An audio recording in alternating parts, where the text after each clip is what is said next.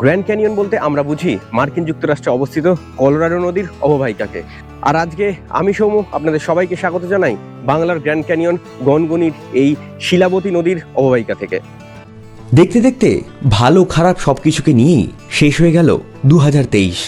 আর 2023-এর একদম শেষের দিনটাকে খুব স্মরণীয় করে রাখার জন্যই আমি আর শুভজিৎ বেরিয়ে পড়েছিলাম একটা নতুন সফরে।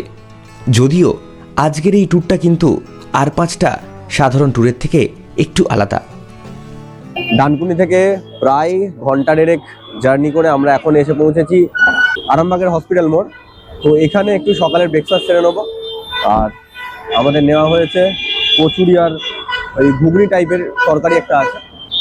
আর যেটা ইনফরমেশন দেওয়ার, ডানকুনি থেকে যে রাস্তা ধরে আমরা গড়বেতার দিকে যাচ্ছি তার মধ্যে চাপাডাঙ্গা থেকে আরামবাগ পর্যন্ত যে রাস্তার কাজ চলছিল সেটা কিন্তু প্রায় শেষ। মাঝে ওই 3-4 কিলোমিটার রাস্তা একটু খারাপ রয়েছে, বাদ বাকি কিন্তু রাস্তার কাজ প্রায় শেষ। আর অসম্ভব সুন্দর রাস্তাটা করেছে, 4 লেনের রাস্তা, গাড়ি চালাতে অসম্ভব ভালো লাগবে। মোটামুটি অ্যাভারেজ স্পিড 60-65টা আরামসে রেখে তোমরা গাড়ি চালাতে পারবে। যারা বাইক রাইড করতে ভালোবাসো বা যারা 4 চাকা নিয়ে ড্রাইভ করতে ভালোবাসো তাদের জন্য কিন্তু আদর্শ রাস্তা হতে চলেছে এই আরামবাগ থেকে যে আপ টু আমরা গনগনি পর্যন্ত ট্রাভেল করবো। সে রাস্তাটা কিন্তু অসম্ভব সুন্দর। চাপাডাঙ্গার আগে পর্যন্ত মানে ডানকুনি থেকে আপ টু চাপাডাঙ্গা সে রাস্তাটা কিছুটা জায়গায় জায়গায় ভাঙা রয়েছে, কিন্তু চাপাডাঙ্গা থেকে আপ টু আরামবাগ পর্যন্ত রাস্তা কিন্তু অসম্ভব সুন্দর। কচুরির পরে এই শীতের দিনে নলেন গুড়ের রসগোল্লা, এর মজাটা একটা অন্য লেভেলের। আর শুট করার সুযোগ দিচ্ছে না শুভজিৎ, অলরেডি শুরু করে দিয়েছে।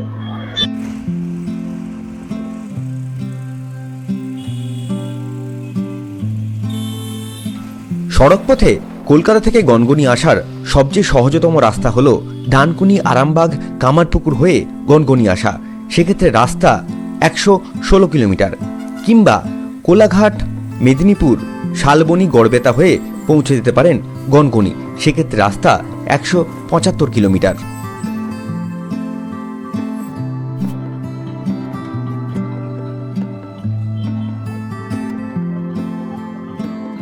এই হলো কালীপুর মোড়। আর আমার এই হাতে যে রাস্তা চলে যাচ্ছে ডান হাতে, সেটা বেঙ্গাই হয়ে চলে যাচ্ছে বিষ্ণুপুর, বাঁকুড়া। আর এদিকে যে রাস্তা সেটা চলে যাচ্ছে কামারপুকুর হয়ে গনগনি। তো আমরা এই রাস্তা ধরে এগিয়ে যাব গনগনির উদ্দেশ্যে।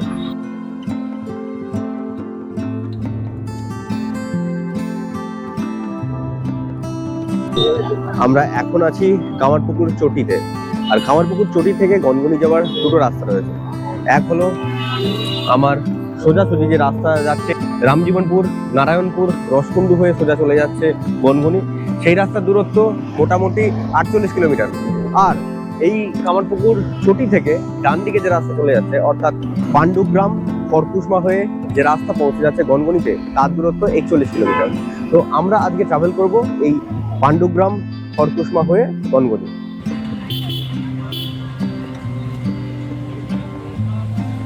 বাসে করে যদি গনগনি পৌঁছতে চান, সেক্ষেত্রে কলকাতা থেকে ডাইরেক্ট গড়বেতার কোনো বাস না পেলে চলে আসুন কলকাতা থেকে আরামবাগ, সেখান থেকে ধরে নিন গড়বেতার বাস। কিংবা কলকাতা থেকে মেদিনীপুর চলে যান, সেখান থেকেও গড়বেতার বাস পেয়ে যাবেন।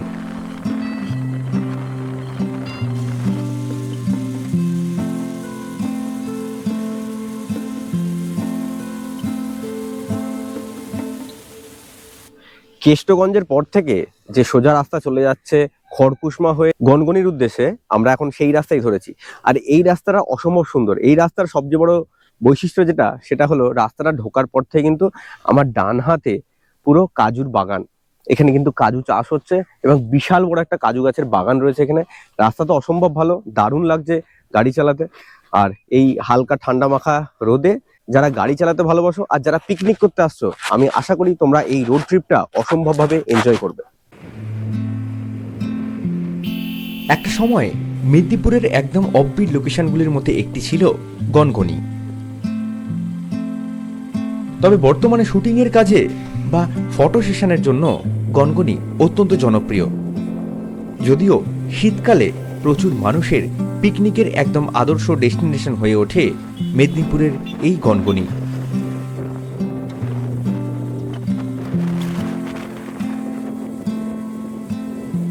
তো ফাইনালি মোটামুটি প্রায় ঘন্টা তিনেক ট্রাভেল করে আমরা এখন পৌঁছে গেছি গনগনি। এই যে গড়বেতা রোড রয়েছে, গড়বেতা রোডের একদম ডান হাতেই একটা সাইনবোর্ড দেওয়া রয়েছে, স্বাগতম বাংলার গ্র্যান্ড ক্যানিয়ন গনগনি।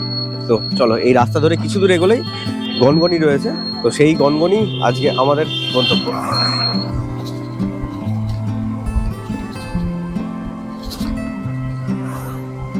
পুরো রাস্তার দুধারে ঘন কাজু গাছের সেই জঙ্গল।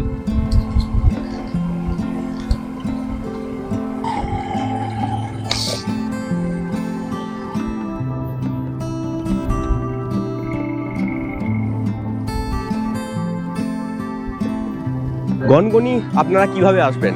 আমার মতো বাইকে বা গাড়ি ভাড়া করে বাই রোড আপনারা চলে আসতে পারেন গনগনি। এছাড়াও গনগনির নিয়ারেস্ট রেলওয়ে স্টেশন হলো গড়বেতা। গড়বেতা থেকে এই গনগনির দূরত্ব মোটামুটি 2.5 থেকে 3 কিলোমিটার। টোটো খুব সহজে আপনাকে গনগনি নিয়ে চলে আসবে এবং সাইট সিনও ঘুরিয়ে দেখাবে সেই টোটো। গনগনিতে প্রবেশ করার যে মূল গেট রয়েছে, তার আগে এই যে পুরো এরিয়াটা, এখানে কিন্তু প্রচুর দোকানদানি রয়েছে। বিভিন্ন রকমের ছোট ছোট স্টল রয়েছে, কোল্ড ড্রিঙ্কস, আইসক্রিম, বিভিন্ন গাড়ি রয়েছে, আখের রস, বিভিন্ন সবকিছু বিক্রি হচ্ছে। এদিকে হোটেল রয়েছে, হোটেল এবং রেস্টুরেন্ট। যারা দুপুরবেলায় খাওয়া দাওয়া করতে চাইছেন তারা এখান থেকেই খাওয়া দাওয়া করে নিতে পারেন।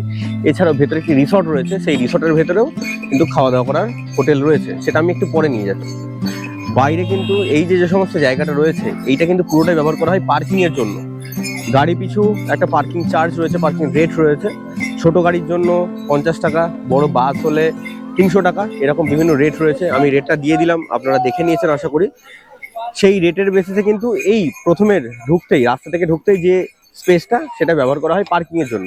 আর যারা মনে করছেন পিকনিক করবেন গনগনিতে এসে, সেক্ষেত্রে এই যে প্রধান যে গেটটা রয়েছে তার ডান দিকের যে রাস্তাটা চলে যাচ্ছে, এই রাস্তাটা ধরে কিন্তু কিছু দূর এগিয়ে গেলে পিকনিক স্পট, আমি সেখানে নিয়ে যাচ্ছি আপনাদেরকে। তার আগে এদিকে একটা সুলভ শৌচাগার রয়েছে।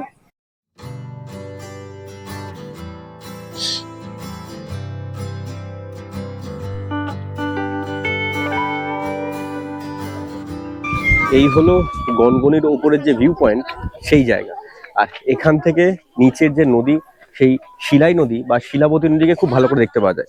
একদিকে রয়েছে এই যে গ্র্যান্ড ক্যানিয়ন, যেটাকে আমরা চিনি গনগনি বাংলার গ্র্যান্ড ক্যানিয়ন, সেটা এদিকে অল্প বিস্তর দেখা যাচ্ছে। আর আসল যে পার্টটা, যে মূল অংশটা, সেটা রয়েছে কিন্তু ওইদিকে। আমরা এখন নিচে যাব, সেই নিচে গিয়ে সেই সমস্ত জায়গাগুলো আরো ভালো করে এক্সপ্লোর করবো।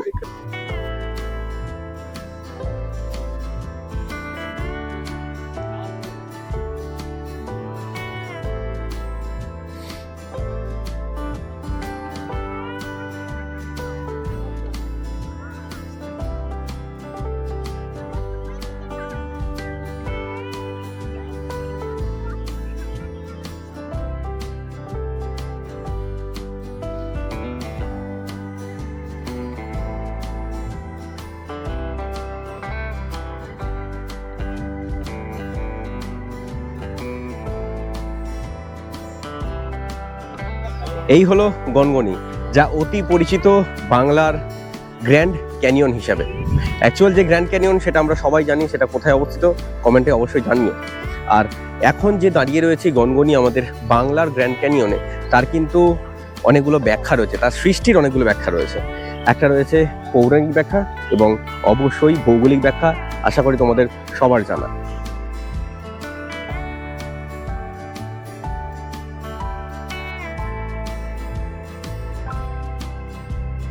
আজ গনগনিতে কিন্তু বহু মানুষের ঢল নেমেছে। বছরের একদম শেষ দিনে আমি এসেছি এই গনগনিতে, আর বহু মানুষ কিন্তু ঘুরতে এসছেন পরিবার পরিজনকে নিয়ে। তাছাড়াও প্রচুর মানুষ কিন্তু পিকনিক করতে এসছেন।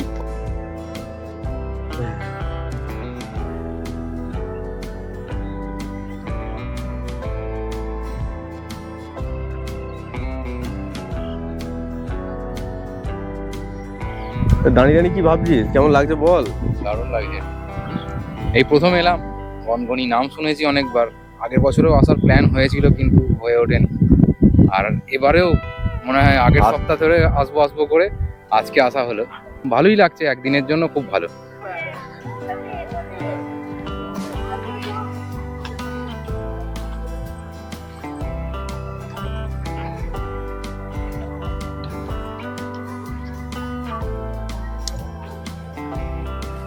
এই যে সরু রাস্তাটা ঢুকে যাচ্ছে, সেটা খুব সম্ভবত নদীর পাড়ে যাচ্ছে। তো আমরা ওটা দিয়েই যাচ্ছি।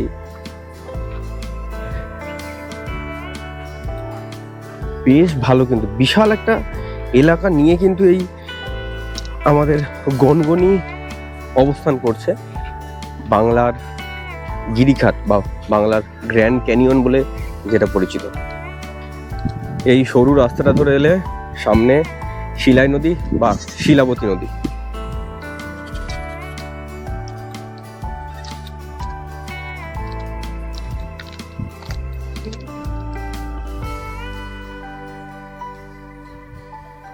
ওপর থেকে নিচে নেমে এলে এই যে শিলাবতী নদী বা শিলাই নদী অপূর্ব কিন্তু সুন্দর দেখতে লাগে। বেশ পরিষ্কার পরিচ্ছন্ন জল, বহু মানুষ কিন্তু স্নান করছেন। আর আমি আর শুভজিৎ দুজনেই আলোচনা করছি, যদি গামছা নিয়ে আসতাম আমরা দুজনেও হয়তো নেমে পড়তাম।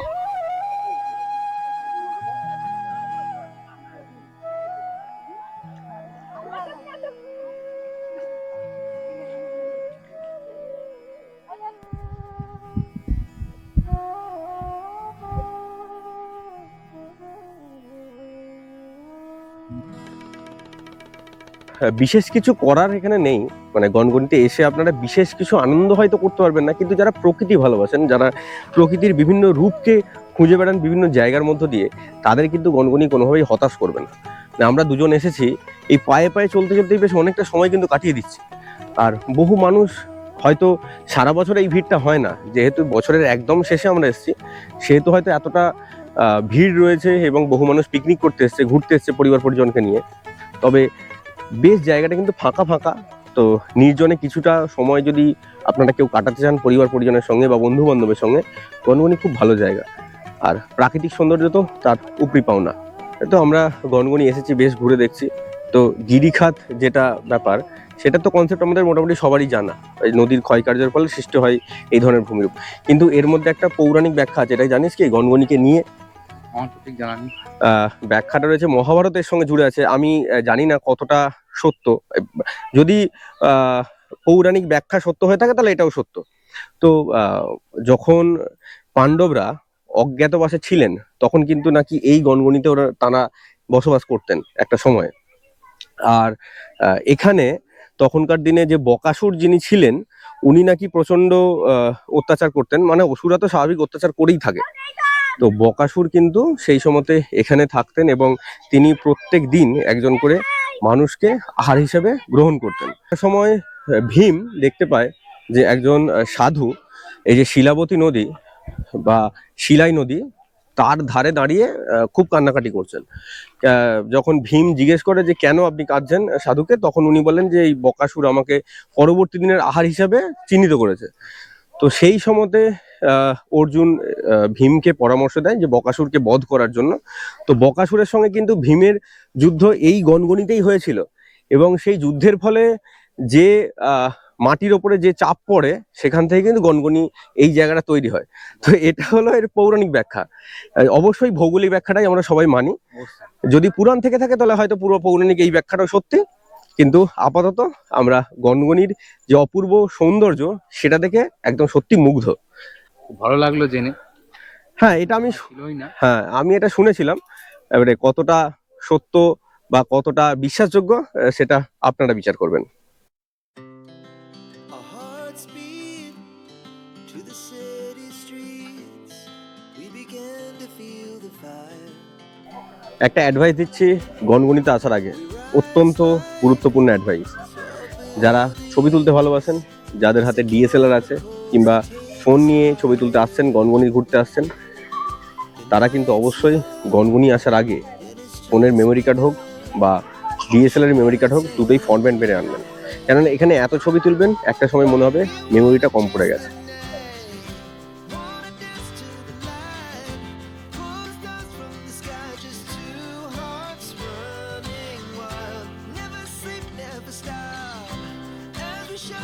ন্যাচারাল ফটো ফ্রেম দেখেছেন? ওই দেখুন, আমিও যাবো কিছুক্ষণ পরে ছবি তোলাতে, সুযোগ পাচ্ছি না।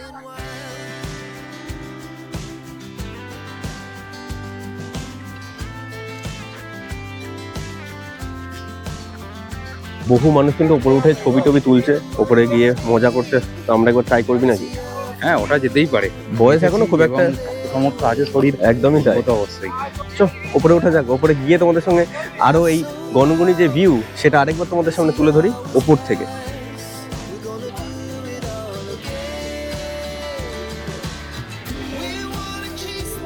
মোটামুটি একটা জায়গায় উঠলাম যেখান থেকে গনগনির পুরো ভিউটা বেশ দেখতে পাওয়া যাচ্ছে ভালোভাবে। মোটামুটি একটা পাখির চোখের মতো করে গনগনিকে দেখা যাচ্ছে। যদি এখান থেকে ড্রোন ওড়ানো যেত তাহলে অসম্ভব সুন্দর লাগতো। যদি কোনোদিন ড্রোন আমার হাতে আসে নিশ্চয়ই আবার গনগনিতে এসে ড্রোন উড়িয়ে সেই ড্রোনের শট তোমাদের দেবো। ওঠার ব্যাপারে তুই কোনো প্রিকশন দিতে চাস? প্রিকশন বলতে একটু জুতোর নিচেটা যাতে মানে এখানটা জায়গাটা খুব স্লিপারি, তার উপর এখন শুকনো আছে বলে কোনো অসুবিধা নেই। যারা একটু এলেন ধরুন মানে বৃষ্টি বাদলার হলো, সেক্ষেত্রে একটু সমস্যা হতে পারে, সেই জন্য একটু জুতোটার দিকটা নজর দেওয়া দরকার। এছাড়াও যারা একটু মানে বয়স্ক মানুষজন আছেন, যদি কারোর হাঁটুতে বা গোড়ালি বা কোমরে যদি সমস্যা থেকে থাকে তাদের ওঠানামা করতে একটু সমস্যা হলেও হতে পারে, তবে মনের জোর থাকলে তো অবশ্যই আসা যাবে। একদমই।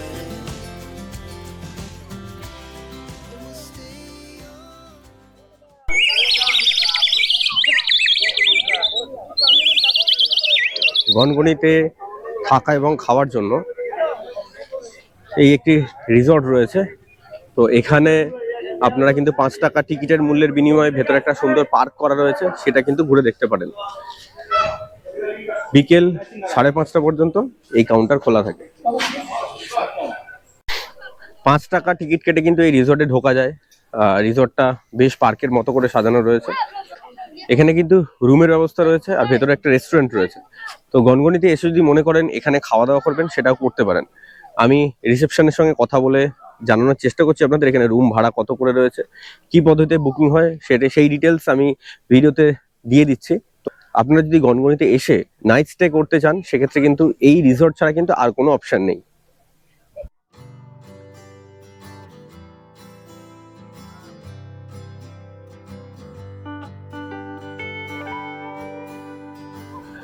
রিসর্টে ঢোকার পরে রিসর্টের বাঁ হাতে দুটো কটেজ দেখতে পাওয়া যায়। বুকিং করলে এই সমস্ত কটেজে আপনারা থাকতে পারেন। এছাড়াও ডান দিকে রয়েছে একটি কনফারেন্স রুম এবং ডাইনিং হল। খাওয়া দাওয়া করার জন্য এই ডাইনিং হলে কিন্তু ব্যবহার করা হয়। এদিকে রয়েছে বেশ সুন্দর সুন্দর কিছু বসার জায়গা। বসে কিছুটা সময় যদি আপনারা কাটাতে চান সেক্ষেত্রে কিন্তু এই সমস্ত জায়গাগুলো আপনারা ব্যবহার করতে পারেন।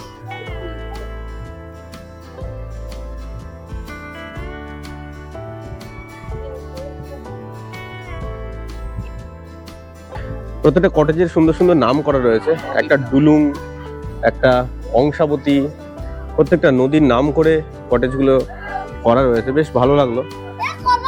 সুবর্ণরেখা এই কটেজটার নাম, বেশ ভালো।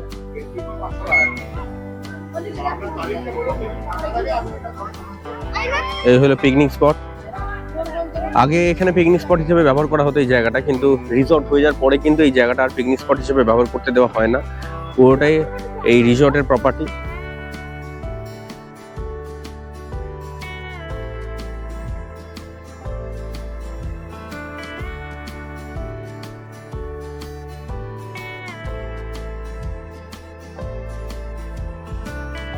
বাউন্ডারির ধারে বেশ ফুটপাথের মতো করা রয়েছে, আর এখান থেকে নদীর যে দৃশ্য সেটা অপূর্ব। এই শিলাবতীর পাড়ে দাঁড়িয়ে সূর্যাস্ত দেখতে কিন্তু অসম্ভব সুন্দর লাগবে। যদি কোনোদিন মনে করেন যে গনগনিতে এসে সময় স্পেন্ড করবেন, রাত্রি কাটাবেন, তাহলে এই রিসর্ট কিন্তু সৌন্দর্যের দিক থেকে অবশ্যই রেকমেন্ডেড। সুন্দর করে সাজানো রয়েছে রিসর্টটা। মাঝে মাঝে ডাস্টবিন দেওয়া রয়েছে নোংরা আবর্জনা ফেলার জন্য। আর বাচ্চা নিয়ে বা পরিবার নিয়ে যদি আসেন অবশ্যই কিন্তু খুব মজা করতে পারবেন। রিসর্টের ভেতরে একটি সুন্দর ওয়াচ টাওয়ার রয়েছে। তো এই ওয়াচ টাওয়ারের উপর থেকেও কিন্তু শিলাবতী নদী তথা যে গনগনি রয়েছে সেই গনগনির অপরূপ সৌন্দর্য আপনারা উপভোগ করতে পারেন। এই রিসর্ট পুরোপুরি গভর্নমেন্ট প্রপার্টি। এই রিসর্ট গ্রাম পঞ্চায়েত থেকে চালানো হয়। প্রত্যেকটা রুমের ভাড়া রয়েছে 3000 টাকা করে। এসি নন এসি দু রকমের রুমেরই ভাড়া 3000 টাকা। নিচে ডিসপ্লেতে যে কন্ট্যাক্ট নাম্বার যাচ্ছে সেই কন্ট্যাক্ট নাম্বার থেকে বুকিং করতে হবে। খুব তাড়াতাড়ি এনারা নিজেদের ওয়েবসাইট লঞ্চ করছেন। যদি ওয়েবসাইট লঞ্চ হয়ে যায় আমি অবশ্যই ডেসক্রিপশনে সেই আপডেট দিয়ে দেবো তোমাদেরকে। আর ভেতরে কোনোরকম পিকনিক কিন্তু অ্যালাউ করা হয় না। যদি গ্রুপে তোমরা আসো, এখানে থাকো, তারা সবাই মিলে যদি পিকনিক করতে যাও সেটাও কিন্তু ভেতরে অ্যালাউ হয় না। পিকনিকের জন্য ব্যবহার করা হয় বাইরের অংশ, সেখানেই কিন্তু পিকনিক করতে হবে। ভেতরে কিন্তু পিকনিক করার জন্য কোনো রকম কোনো পারমিশন দেওয়া হয় না। সামনে দিয়ে যে রাস্তা ঢুকে আসছে, এই সমস্ত ফাঁকা জায়গাগুলো এখানেই কিন্তু পিকনিক করা যায়। পিকনিক স্পটের যে ভাড়া সেটা তো দেওয়া রয়েছে, এবং গাড়ির যে পার্কিং ভাড়া সেটাও দেওয়া রয়েছে। তো আপনারা যারা পিকনিক করতে আসছেন, রাস্তার ধারে এই সমস্ত জায়গাতে কিন্তু পিকনিক স্বাচ্ছন্দ্যে করতে পারেন।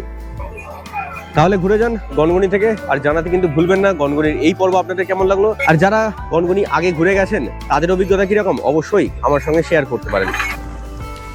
গনগনি ট্যুরিস্ট স্পট ঘোরার পাশাপাশি আপনারা কাছাকাছির মধ্যে সর্বমঙ্গলা মন্দির, রাধাবল্লভ মন্দির, ভদ্রকালী মন্দির সহ গড়বেতার যে ফরেস্ট এরিয়া রয়েছে সেটি ঘুরে দেখতে পারেন। অবশ্য মন্দিরগুলি দুপুরের সময় বন্ধ থাকে। আমরা অবশ্য পড়ন্ত বিকেলে সেই ভদ্রকালী মন্দিরে গিয়েছিলাম। গনগনি ট্যুরিস্ট স্পট থেকে ভদ্রকালী মন্দিরে যাওয়ার রাস্তা অপূর্ব সুন্দর।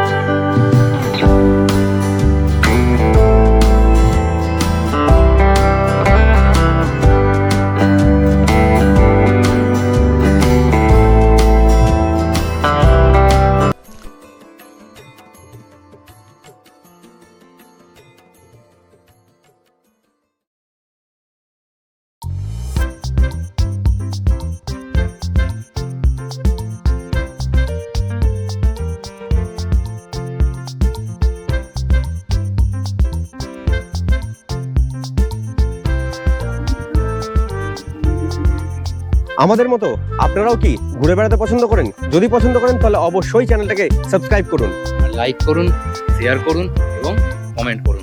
খুব তাড়াতাড়ি দেখা হচ্ছে আপনাদের সঙ্গে আরো একটা নতুন পর্বে। ততক্ষণ পর্যন্ত ভালো থাকুন, সুস্থ থাকুন আর দেখতে থাকুন এক্সপ্লোরার আমি।